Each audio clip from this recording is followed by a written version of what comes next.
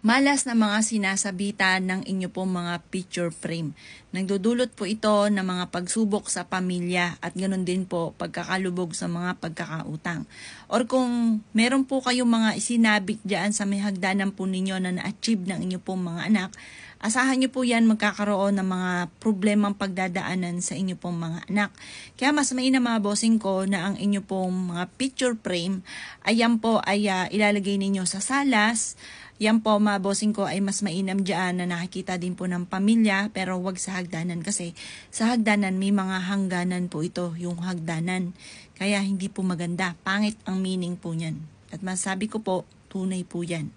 Yan po ay marami ng mga patotoo at isa na rin ako sa magpapatotoo po dyan. Malas po yan.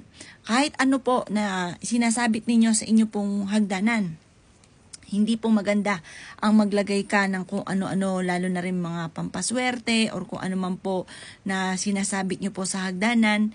Yan po ay malas kasi may mga hangganan po palagi. Alba, pampaswerte sa pera or kaya mga frame ng, yun nga po, yung picture frame. Malas po yan kasi yung mga hagdanan nga po ay may mga hangganan. Kumbaga, gusto nyo tuloy-tuloy ang pasok ng swerte, tuloy-tuloy yung pag-asenso at hindi ka malubog sa utang, walang problema ang pagdaanan ng pamilya.